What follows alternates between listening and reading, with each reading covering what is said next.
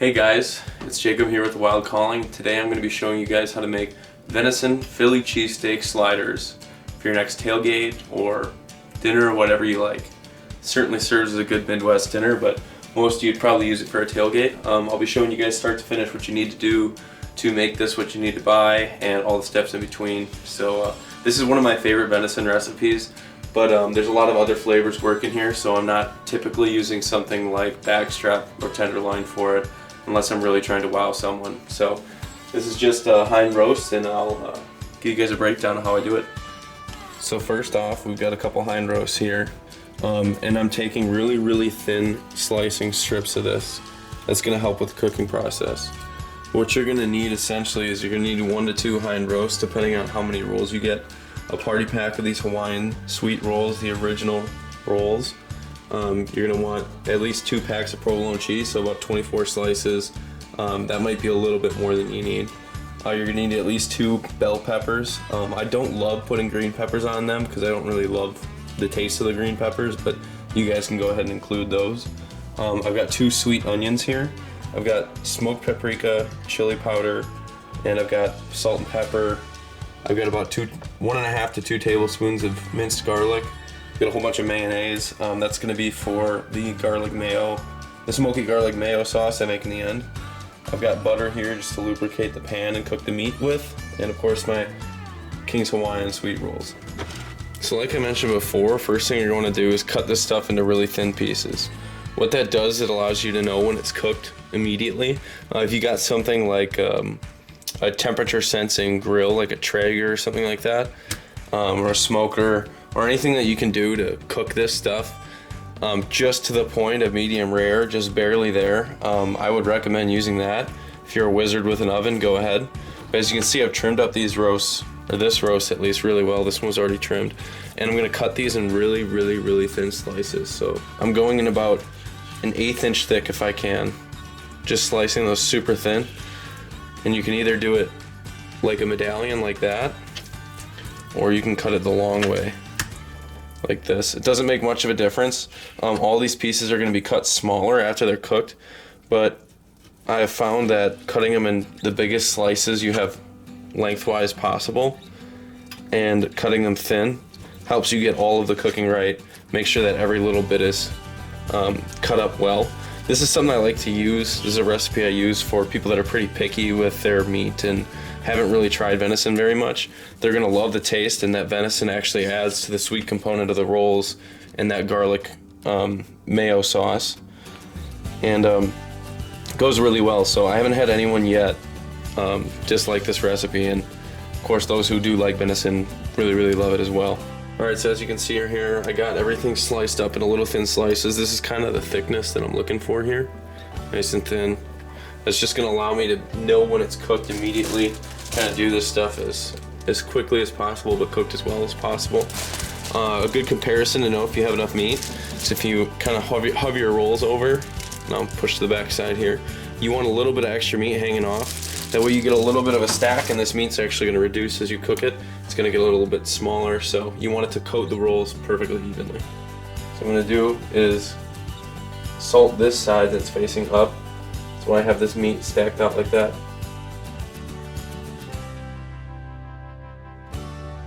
I'm going to kind of, not super necessary, but I like to pat it in a bit. The next thing I'm doing here is I'm going to take this pan. I've had it heating up for a bit. It's right at medium heat. I'm going to lubricate this up with some butter. And I just want just enough butter to coat the bottom. Pretty good. See that butter starting to brown just a little bit. That's a good temperature to have. Just like that. What I'm going to do is I'm going to take that side that I salted and peppered. I'm going to face that downward. And I'm just going to layer these in tight. I'm going to try to cover all of the surface area here of this pan. Now again, you can do this in the oven if you like. I just like to keep a constant eye on it. I like to monitor it and make sure the second it's done, I pull it out. Not enough of an expert with a grill or a pan yet, or a grill or an oven yet to be able to do that. This way has worked for me, so Why fix it if it ain't broke? Now I'm going to take that side that's not seasoned. I'm just going to give it a little bit of salt and a little bit of pepper. And as you can see, this stuff is already starting to turn color on the other side. Let me get you guys a closer view. You can see that we've already got some brown creeping up. That's good. I want it to cook a little bit through, so I'm going to take advantage of that steam I got and take a lid out. I'm going to cover that. That's just going to cook the center a little bit better because this is going to be a very quick process. And while that's cooking, shouldn't take long. I'm actually going to turn the heat to medium-low. I'm going to chop up my my peppers. Like I said, this stuff cooks really quick. As you can see, I've got that brown creeping up, that color changing on the side there. Get you a good view of that. So with that color changing, I'm going to take my tongs. You can see that myoglobin starting to come out. It's actually not blood, it's myoglobin in the meat. What gives it some of its flavor. I'm going to flip it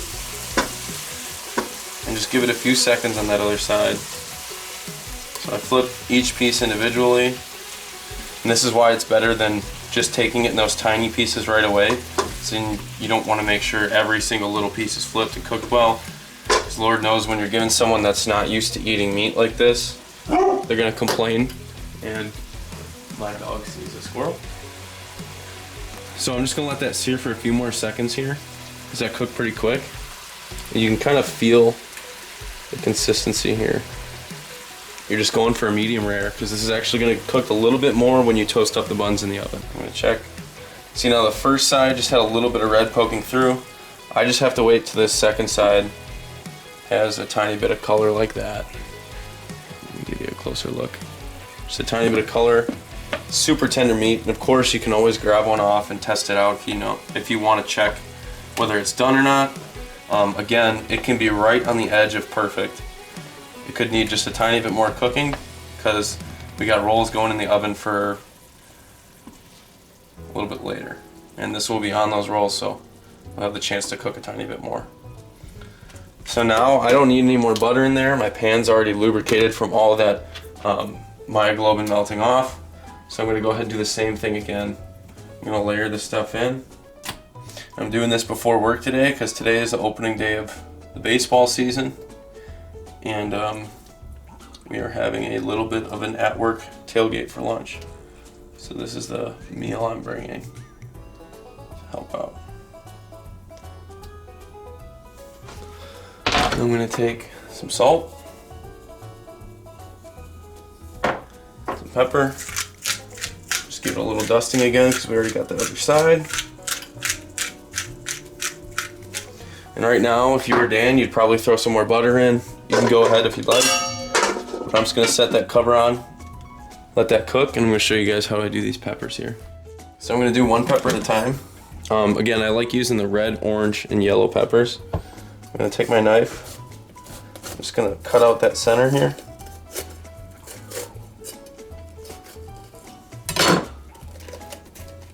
Twist that out. Get most of those seeds out. Cut this pepper in half.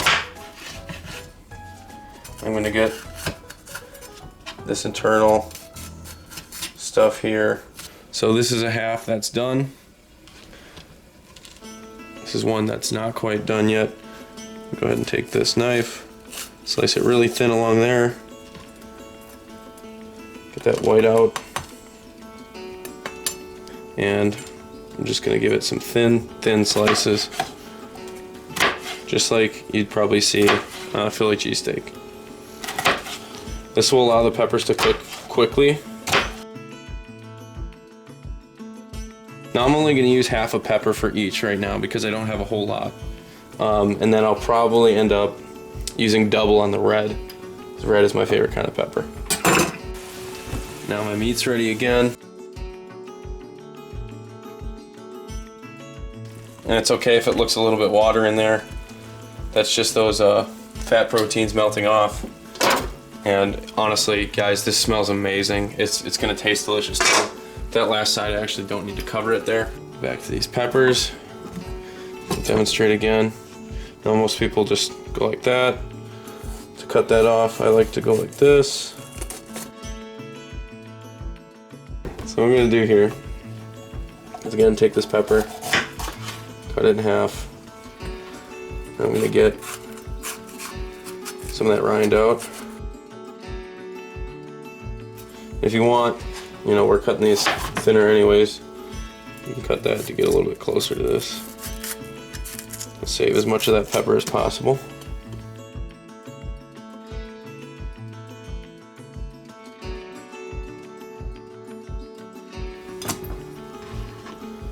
Double up on yellow. Alright, that's my mound of peppers there. I'm gonna clean this up a little bit over here. So now my meat's finished. What I'm gonna do is I'm gonna take maybe 2 tablespoons of butter this time. I'm gonna cut that in half. Cleaned out my pan, got it reheated. What I'm gonna do is spread that 2 tablespoons of butter around and turn it to medium-high heat. Now, what I'm gonna do is I'm gonna cook these peppers first, because the peppers take a little bit longer to get caramelized and soft than onions do. So while I'm cooking those peppers, I'm gonna slice up those onions. What I'm going for here, again, peppers are gonna reduce in the same way that meat did. So I'm gonna take a whole bunch of these peppers, mix them all in. I kind of want to get them flattened out a bit. So as much surface area of the pan as possible is touching that. I'm going to go ahead and cover that up. And let that steam kind of soften up those peppers. As you can see, it's pretty good looking. It's a lot more tender than it looks. It's really soft. I'm actually going to take a bite here. It's perfect. So I washed off my cutting board that the meat was on. It's important to wash that off so you're not getting cross-contamination or salmonella or anything like that.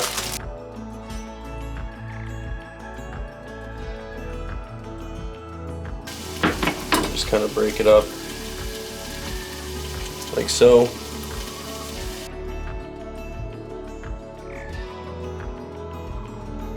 So you can take half an onion. I'm going to go ahead and do 1 full onion, so I'm going to take the 2 halves. Curl your fingers back away from the blade so when you're cutting, it's not running into your fingers. You go like this, you get the potential to run into them, so go like that.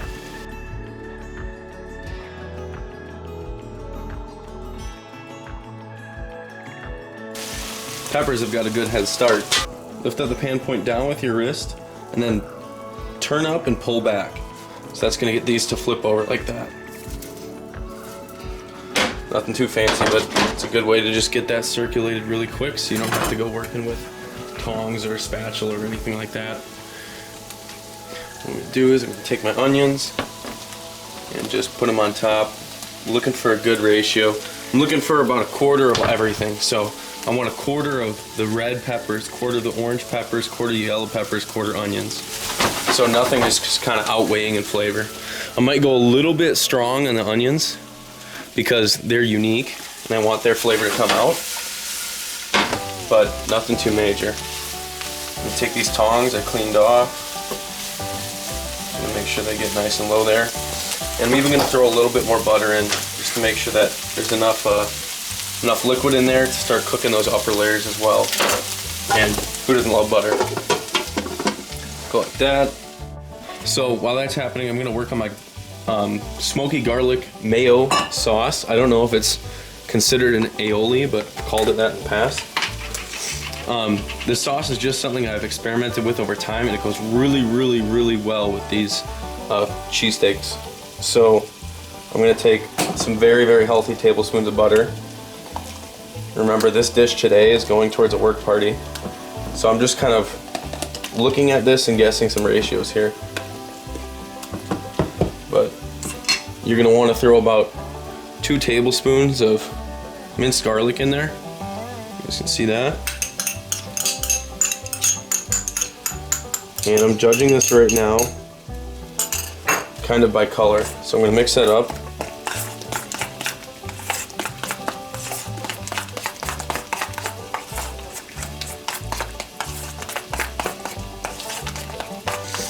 You can see we got plenty of chunks of minced garlic in there.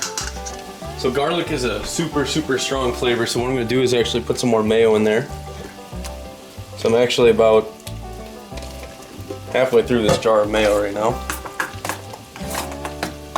I'm going to mix that thoroughly. So as you can tell, most of this is just mayo. Now I'm going to take my main ingredient that's not garlic or mayo, my paprika, and I'm going to go pretty heavy on this. Again, this is not a measured out recipe. This is kind of a taste and go sort of thing. This is going to give it that really smoky flavor, and there's no shame in tasting this stuff as you go here. If you're the guy that likes a tiny bit of this flavor, it's not very spicy, but just adds a little more depth to it. I'm going to go very light on that chili powder there. So that's the consistency we're looking for in the sauce. It's maybe a tiny bit dark, but you're looking for like a smoky brown orange looking. What I'm gonna do now is I'm gonna go ahead and preheat my oven to 350. So I'm gonna go convection bake to 350. And you can do normal bake or convection bake. This is just gonna be kind of playing it by eye and checking to see if those rolls are cooked enough. Now I'm seeing the consistency I really like out of these peppers. You can see some of that char starting to get on there. We don't want to burn them, but we do want to give them a tiny bit of a char. That's perfect. Those peppers are done at the exact same time the onions are now. Onions are nice and caramelized and soft. Peppers are soft. That's a perfect consistency, and part of that is keeping that lid on there, helping them kind of steam in. That gets them softer quicker. Locks in some of that flavor with the butter. So that's perfect. So we're gonna turn that burner off now. So I've got my King's Hawaiian rolls here. I just peeled them off the tray. What I'm gonna do is take a baking sheet or a rim baking sheet, and I'm gonna spray it pretty good with some ham, some non-stick spray. And that's just gonna keep this stuff from sticking well when we throw it in the oven. And I'm gonna take a bread knife. Now hopefully you have one that's a little bit longer than this one. I'm going to cut these, so because my bread knife is so short, I'm going to cut 2 rows at a time.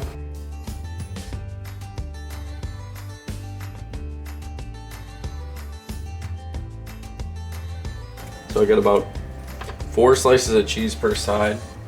On this side, I'm going to go to these pieces of meat and just slice them thin.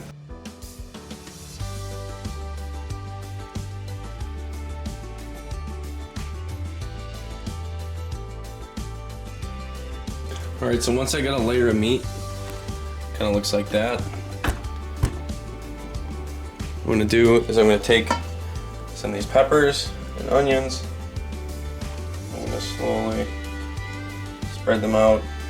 And then, like a true Wisconsinite, I'm going to put another layer of cheese on. Making sure I get that paper off. Of course, it's not good if you have it on. And then what I'm going to do is layer just a tiny bit of these peppers back on. I'm going to layer some meat on there too.